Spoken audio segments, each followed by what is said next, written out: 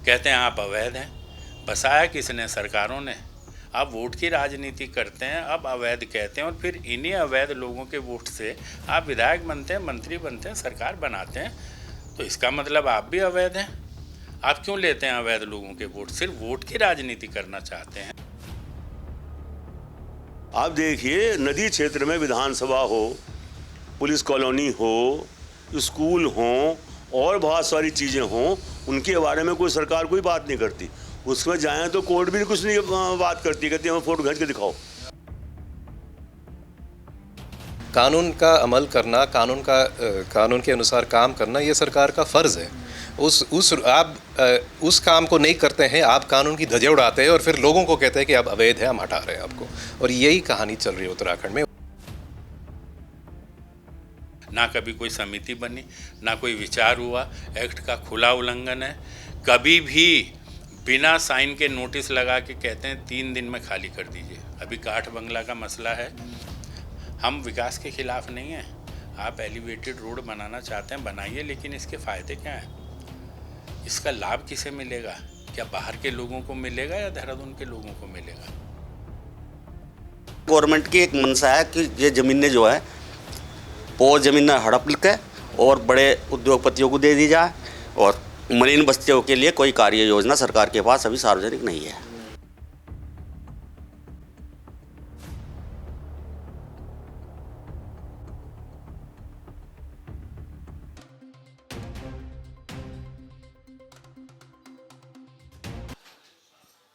देहरादून में मलिन बस्तियों का मसला बहुत पुराना है। राज्य गठन से लेकर अब तक कई बार कई सरकारें बदली। समय समय पर हर सरकार अपना एक विज़न लेकर आई कि मलिन बस्तियों का कैसे उत्थान हो, लेकिन केवल वोट बैंक की राजनीति तक देहरादून के जो स्लम हैं वो वहीं तक सीमित रहे। जब मर्जी प्रशासन का, सरकार का बुलडोज़र जाता है और धड़धड़ाते हुए कई आशियाने उजाड़ दिए जाते हैं। अब एलिवेटेड रोड भी आ रही है, कई तरह के प्रयोग चल रहे हैं। एनजीटी का आदेश क्या है? सरकार का अपना बनाया हुआ अधिनियम कहता क्या है? क्या वो उसी आदेश के तहत कार्रवाई हो रही है? तो इसमें बीच में जो तमाम दिक्कतें आ रही हैं, लोग क्या सोच रहे हैं जो मलिन बस्तियों में हैं, उनकी अपनी लड़ाइयाँ अपनी जगह चल रही हैं। इन तमाम मुद्दों पर जो इस समय देहरादून में दून समग्र विकास एक जो अभियान चलाया जा रहा है, उसके ये तमाम चेहरे हैं और ये लगातार इस मुद्दे पर अपनी लड़ाई लड़ रहे हैं कि जो लोग मलिन बस्तियों में रह रहे हैं उनका बेहतर विकास हो, उनके पुनर्वास को लेकर कोई ठोस नीति बने। कहीं पर कोई घर आशियाना पहले बने, अच्छा बने, वहाँ जाकर वो परिवार रह पाए। क्योंकि अभी अभी काठ बंगला में एक प्रयोग हुआ, वो असफल दिखाई दे रहा है। बहुत छोटे कमरे हैं। मैं भी वहाँ ग्राउंड जीरो पर गया था, मैं भी जाकर लोगों के साथ देख कर आया। वो कमरे रहने लायक लोगों ने बताया है नहीं। बड़ा परिवार है, 7 से 8 सदस्य हैं, लेकिन एक छोटा सा कमरा है और उसके सिवा कुछ नहीं। तो ऐसे में लोग कैसे रहेंगे? आगे क्या मलिन बस्तियों के लिए, उनके पुनर्वास के लिए सरकार, प्रशासन क्या सोच रहा है? और न्यायपालिका में जो भी मामले, कभी एनजीटी में, कोर्ट कचहरी में ये मामला जाता रहा, उसके अपने आदेश क्या हैं, अधिनियम क्या कहता है? मैं एक एक कर सभी से बातचीत करूंगा और आप देखिए, राय बनाइए और जानिए कि असल में देहरादून में मलिन बस्तियों को लेकर जो गफलत फैली है उसका जिम्मेदार कौन है? क्या प्रशासन है, क्या सरकार है, या वो लोग जो मलिन बस्तियों में रह रहे हैं? ये गफलत क्यों मची है, ये जानने की कोशिश करेंगे। विधानसभा ने 2016 में एक प्रस्ताव लाया और उसको पास किया सर्वसम्मति से। वो अधिनियम बना, वो एक्ट बन गया। और उस एक्ट में सब कुछ डिफाइन है। कमेटीज़ बनेंगी हर ज़िले में, हर 3 महीने में उनकी, हर 1 महीने में उनकी 2 मीटिंग होंगी। वो वहाँ के निवासियों से बातचीत करेंगी, ख़ास तौर से महिलाओं से बात करेंगी। वो कहाँ पुनर्वास चाहते हैं। पुनर्वास 2 किलोमीटर के दायरे में ही होगा जो वर्किंग प्लेस है किसी का, उससे दूर नहीं भेजा जाएगा। पुनर्वास के लिए पहले व्यवस्था होगी, स्वच्छ और अच्छे निवास बनेंगे, और जब पुनर्वास की व्यवस्था हो जाएगी तब उनको वहाँ से उनकी मर्ज़ी से हटाया जाएगा। लेकिन यहाँ तो उल्टा हो रहा है। ना कभी कोई समिति बनी, ना कोई विचार हुआ। एक्ट का खुला उल्लंघन है। कभी भी बिना साइन के नोटिस लगा के कहते हैं 3 दिन में खाली कर दीजिए। अभी काठ बंगला का मसला है, बिना किसी के साइन के, बिना किसी अधिकारी के साइन के एक कागज़ पर लिखकर नोटिस टांग दिया, आप 3 दिन में खाली कीजिए। कहाँ जाएंगे लोग? कहते हैं आप अवैध हैं। बसाया किसने? सरकारों ने। आप वोट की राजनीति करते हैं, अब अवैध कहते हैं, और फिर इन्हीं अवैध लोगों के वोट से आप विधायक बनते हैं, मंत्री बनते हैं, सरकार बनाते हैं। तो इसका मतलब आप भी अवैध हैं। आप क्यों लेते हैं अवैध लोगों के वोट? सिर्फ वोट की राजनीति करना चाहते हैं। मेरा ये कहना है, और हम सब का जो समग्र विकास आंदोलन है उनके साथियों का ये कहना है, जो 2016 में एक्ट पास हुआ उसी को बीजेपी ने 3 साल के लिए आगे बढ़ाया, फिर 3 साल के लिए आगे बढ़ाया, और अब 2027 तक उसको उन्होंने आगे बढ़ाया और ये कहा है कि किसी भी बस्ती में देहरादून की कोई दंडात्मक कार्रवाई किसी के खिलाफ नहीं होगी, किसी को हटाया नहीं जाएगा, किसी को बेघर नहीं किया जाएगा, और पहले एक्ट के अनुसार सारी व्यवस्थाएं होंगी, उसके बाद ही कोई कार्रवाई किसी को हटाने की जाएगी। हम विकास के खिलाफ नहीं हैं। आप एलिवेटेड रोड बनाना चाहते हैं, बनाइए, लेकिन इसके फ़ायदे क्या हैं? इसका लाभ किसे मिलेगा? क्या बाहर के लोगों को मिलेगा या देहरादून के लोगों को मिलेगा? वो कहते हैं कि इससे ट्रैफिक जो है वो कम हो जाएगा देहरादून का। सड़क तो चारों तरफ होगी और नदी के ऊपर होगी, वहाँ किस लिए जाएगा देहरादून का ट्रैफिक? देहरादून का तो जो शहर का ट्रैफिक है, शहर में ही रहना है। वो तो बाहर का ट्रैफिक और आएगा, और जब 3 घंटे में मसूरी लोग पहुँचेंगे तो कुठाल गेट ही पहुँचेंगे, मसूरी शायद नहीं पहुँचेंगे 2-2 दिन। बहुत ख़राब हालात होने वाले हैं। अभी देखिए जो ये बना है एक्सप्रेस हाईवे, जरा सी गाड़ी कोई रुक जाती है तो 5-5, 7-7 गाड़ियाँ एक्सीडेंट होके लोगों की मौत हो रही है, कई दुर्घटनाएं हो रही हैं। इस तरह के काम देहरादून शहर में जो शांति प्रिय था, सिर्फ इसलिए कि 900 करोड़ रुपया पुनर्वास के लिए आ गया है, और 900 करोड़ रुपए को जैसे स्मार्ट सिटी का पैसा खुर्द बुर्द किया था, उस तरह से खुर्द बुर्द करना है, और लोगों को लाभ ना देते हुए अधिकारियों नेताओं की जेब में वो पैसा जाना है। इसके लिए सब कुछ हो रहा है कि ज़बरदस्ती हटा दीजिए, पुनर्वास कर दीजिए। काठ बंगला में जहाँ पुनर्वास करना चाहते हैं वो कहते हैं कि हम फ्लड जोन से लोगों को हटा रहे हैं। हमने कहा ठीक है, जो फ्लैट हैं बस्ती से 20 मीटर और फ्लड जोन में हैं, 2008 में बने, खंडर हो गए थे। IIT रुड़की ने कहा कि ये रहने लायक नहीं है, ये किसी भी दिन गिर जाएंगे, फ्लड जोन में है। 2008 में, 2016 की भी रिपोर्ट है। आज वो सरकार जो है हमारे साथियों को ज़बरदस्ती उन फ्लैट्स में भेड़ बकरियों की तरह भेजना चाहती है, जिसका हम विरोध कर रहे हैं। आप पुनर्वास करना चाहते हैं, एक्ट के अनुसार करें, जो आपने विधानसभा में पास किया। और मुझे तो ताज्जुब है इन अधिकारियों पर, इनको जो विधानसभा ने एक्ट पास किया है, सरकार ने एक्ट पास किया है, उसकी जानकारी नहीं है। हम जब मिलते हैं तो उनको पता ही नहीं है कि कोई कमेटी बननी थी, उसकी 2 मीटिंग होनी थी, वहाँ के निवासियों से बात होनी थी, वहाँ की महिलाओं से चर्चा होनी थी, उनकी मर्जी से पुनर्वास होना था, कहाँ भेजा जाना है उनकी जानकारी में होना था, पहले पुनर्वास की व्यवस्था होनी थी, तब उनको हटाने की बात आनी चाहिए थी। आप प्राइवेट ज़मीन पर, जो टीटू त्यागी जी के क्षेत्र में हुआ है, वो प्राइवेट ज़मीन पर आप स्कूल तोड़ने पहुंच गए क्योंकि किसी एक नेता के स्कूल में व्यवधान पैदा हो रहा है, जो नदी से 500 मीटर अंदर है। उसके आगे तो बस्तियां ही बस्तियां हैं। हो क्या रहा है, क्यों हो रहा है, क्या मकसद है? और यही नहीं, पूरे उत्तराखंड में, चाहे वो बिंदु खत्ता है, चाहे जंगलात के किनारे की ज़मीनें हैं, चाहे और बस्तियां हैं, पूरे उत्तराखंड में जो हालात हैं, ये सरकार गरीब लोगों को उजाड़कर, हजारों एकड़ भूमि खाली कराकर अपने व्यापारी साथियों को देना चाहती है। और मुझे लगता है कि अडानी अंबानी जो काफ़ी हद तक यहाँ स्थापित हो गए, वो पूरे उत्तराखंड को तहस नहस करना चाहते हैं इस सरकार की मदद से। कि मेरा जो क्षेत्र है उसमें ज़्यादातर मलिन बस्तियां हैं।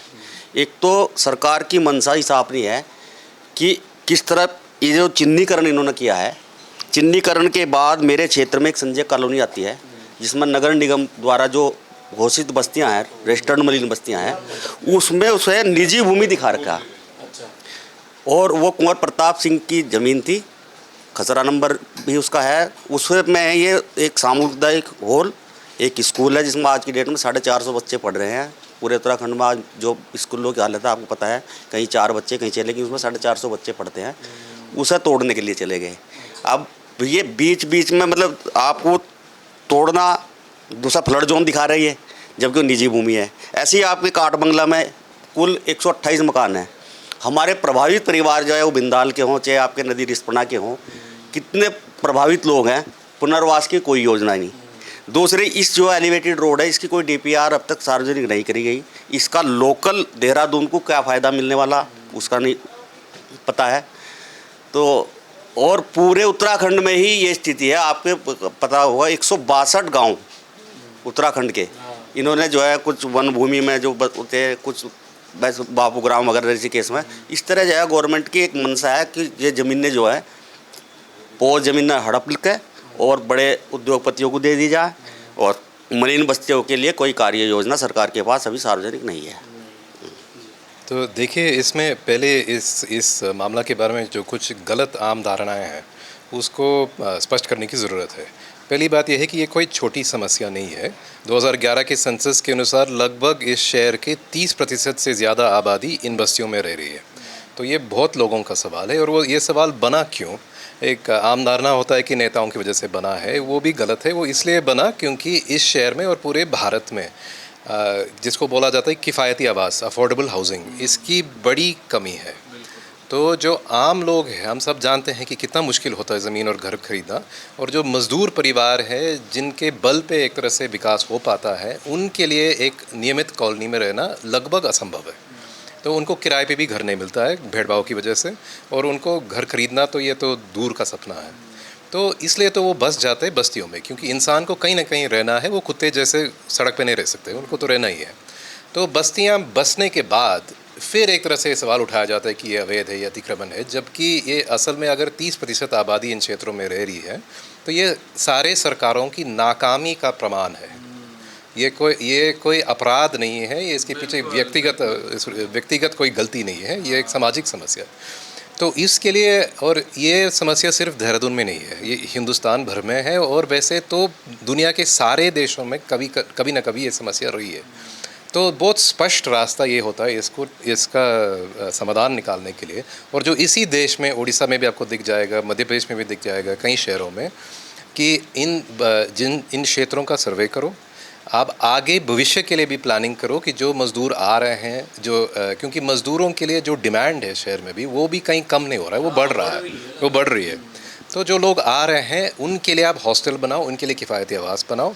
जहाँ पे लोग बसे हैं पहले से, उनका ज़्यादा से ज़्यादा आप नियमितीकरण के लिए रास्ता निकालो। और जहाँ पे नियमितीकरण नहीं हो सकता, नियमितीकरण इसलिए क्योंकि पूरी समाज के लिए उससे फ़ायदा होता है कि जो पूरे आवास का जो रेट है शहर में, वो उससे थोड़ा कम हो जाएगा, क्योंकि उसकी अवेलेबिलिटी बढ़ जाएगी, उपलब्धि बढ़ जाएगी। तो और जहाँ पे नियमितीकरण नहीं हो सकता है उसके लिए पुनर्वास का रास्ता निकालो, लेकिन पुनर्वास उस रूप में जो उनके लिए उचित हो।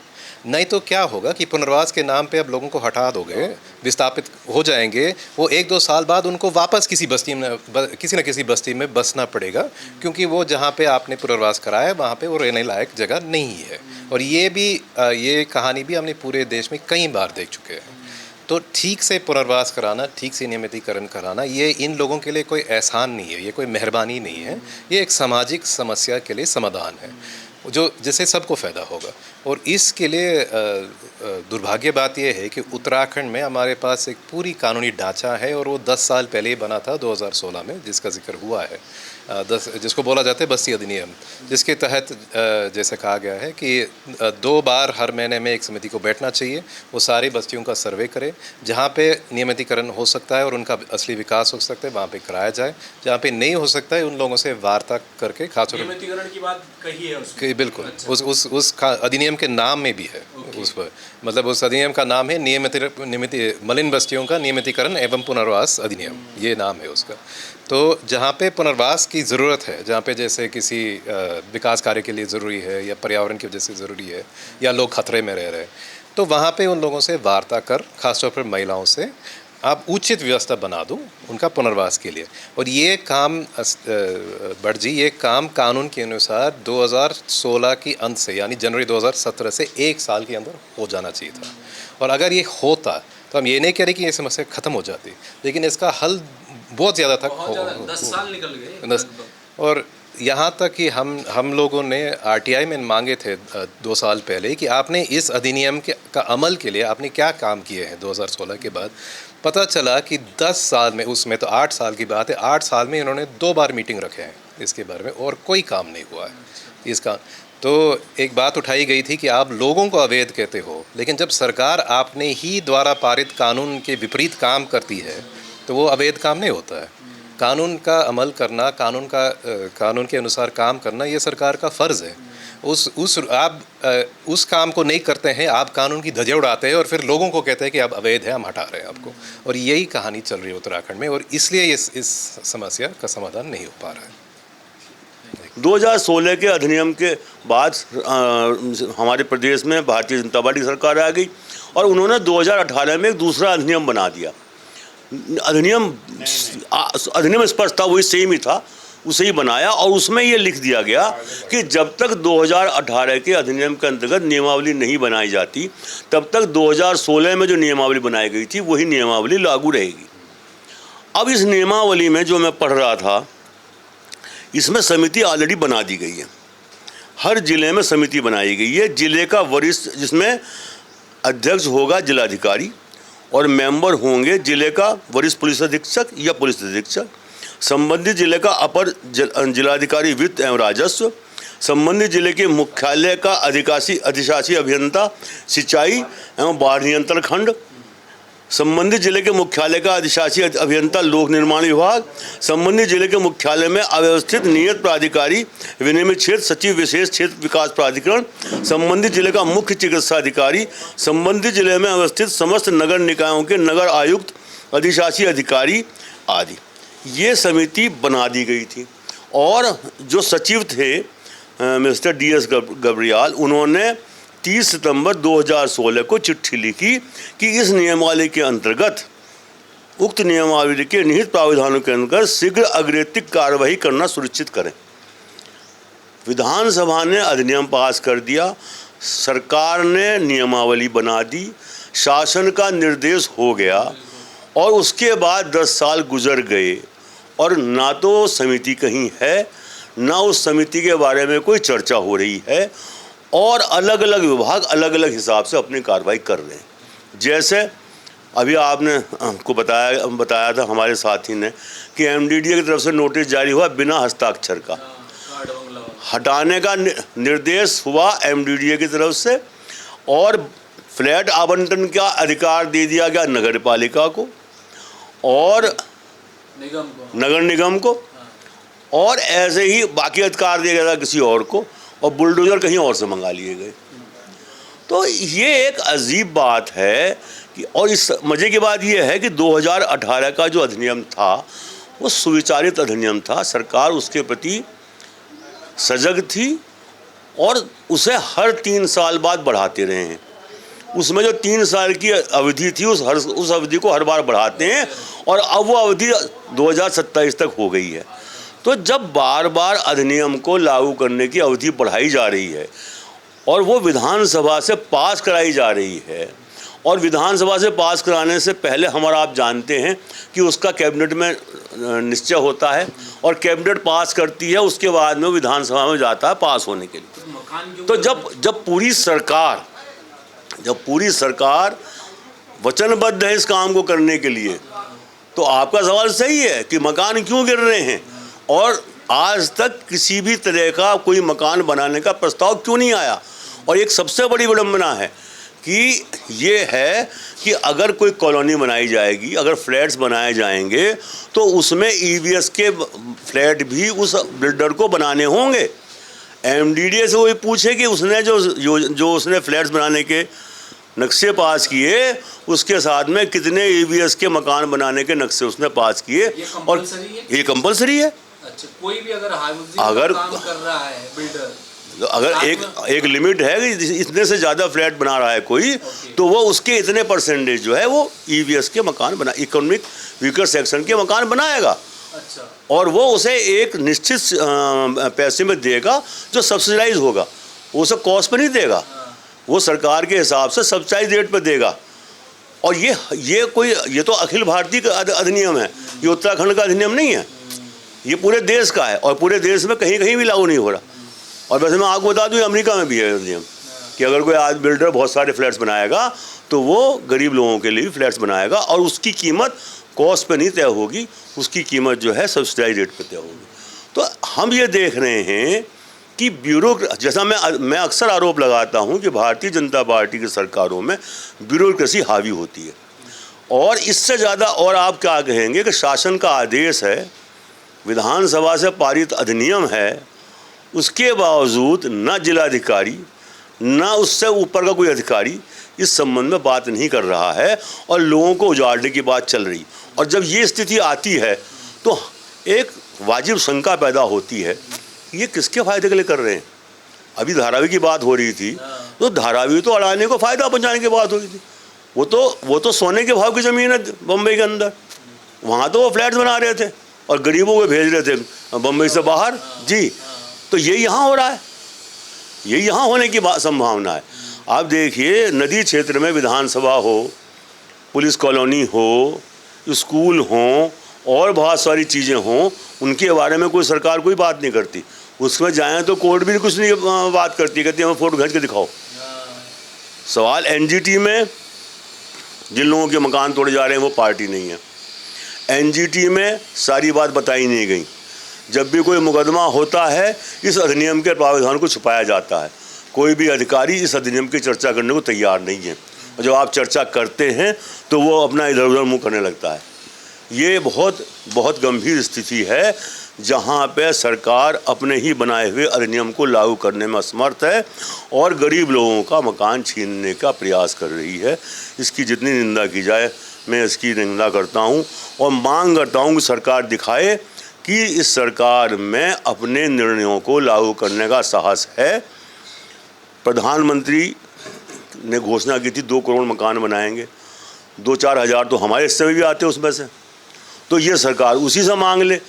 जरा सी बात पे कोई पुल बन जाता है, कुछ बन जाता है, तो ये जो हैं केंद्रीय सरकार का आभार प्रकट करने के लिए विज्ञापन छपवा देते हैं। अरे हम कहते हैं इन गरीब आदमियों के लिए प्रधानमंत्री जो आवास योजना है उसमें मकान बनवाएं, हम सब लोग मिलकर इनका आभार प्रकट कर देंगे और वो जिन लोगों को मकान मिलेंगे वो भी आभार प्रकट करेंगे। और विडम्बना देखिए, जब विधानसभा चुनाव होता है तब घोषणा की जाती है कोई नहीं हटेगा, उसके बाद में फिर कार्रवाई शुरू हो जाती है हटाने की। फिर नगर निगम का चुनाव आ जाता है, फिर मुख्यमंत्री खुद घोषणा करते हैं जगह जगह जाके कि कोई मकान नहीं हटा, किसी का नहीं गिराएंगे। जब नगर निगम जीत जाते हैं तो फिर गिराने की प्रक्रिया शुरू हो जाती है। ये स्थिति अच्छी नहीं है, न ये लोकतंत्र के लिए अच्छी है, न इस देश के लिए अच्छी है। और इस संबंध को हम तो यही मांग करते हैं कि माननीय मुख्यमंत्री जी तुरंत कार्रवाई करें और जो इसके जो ब्यूरोक्रेट्स हैं, हमारे हायर चीफ सेक्रेटरी हैं, शहरी विकास सचिव हैं, वो इस मामले में यथाशीघ्र संज्ञान लेकर जो अधिनियम की प्रक्रिया उसे शुरू कराएं और लोगों को न्याय देने में अपना सहभाग करें।